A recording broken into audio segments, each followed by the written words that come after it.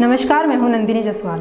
हिमाचल दर्पण live TV के सभी दर्शकों को नवरात्रि के तीसरे दिन की हार्दिक शुभकामनाएं। आज नवरात्रि का तीसरा दिन है और आज मां दुर्गा के तीसरे स्वरूप मां चंद्रघंटा की पूजा आराधना की जाती है। इसलिए आज हम बात करेंगे नवरात्रि के तीसरे दिन के महत्व तथा उससे जुड़ी पौराणिक कथा के बारे में। पिंडज प्रवरारूढ़ा चंडको पास्र केर्युता प्रसादम तनुते मह्यम चंद्रघंटेति विश्रुता। माँ दुर्गा की तीसरी शक्ति है माँ चंद्रघंटा।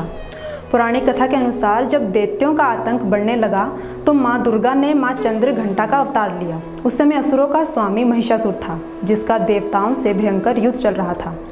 महिषासुर देवराज इंद्र का सिंहासन प्राप्त करना चाहता था और उसकी प्रबल इच्छा स्वर्गलोक पर राज करने की थी। नवरात्रि में तीसरे दिन माँ चंद्रघंटा की पूजा आराधना की जाती है। देवी का यह स्वरूप परम शांतिदायक और कल्याणकारी है। इसीलिए कहा जाता है कि हमें निरंतर उनके पवित्र विग्रह को ध्यान में रखकर साधना करनी चाहिए। उनका ध्यान हमारे इहलोक और परलोक दोनों के लिए कल्याणकारी और सद्गति देने वाला है। इन देवी के मस्तक पर घंटे के आकार का आधा चंद्र है, इसीलिए इन देवी को चंद्रघंटा कहा गया है। इनके शरीर का रंग सोने के समान बहुत चमकीला है और इनके 10 हाथ हैं जो खड्ग और अन्य अस्त्र शस्त्र से विभूषित हैं।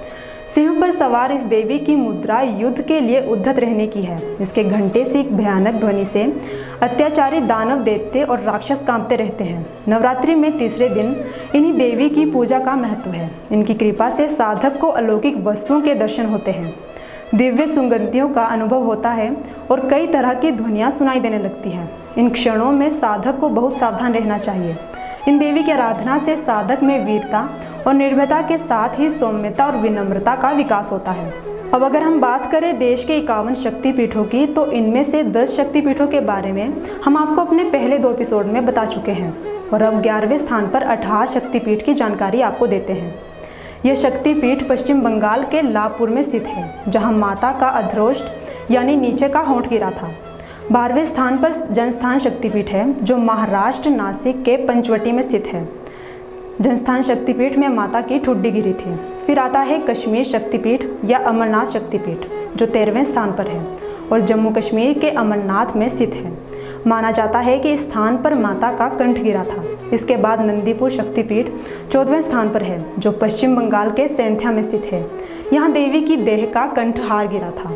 फिर 15वें स्थान पर श्रीशैल शक्तिपीठ आता है, जो आंध्र प्रदेश के कुर्नूल के पास है। इस स्थान पर माता की ग्रीवा गिरी थी।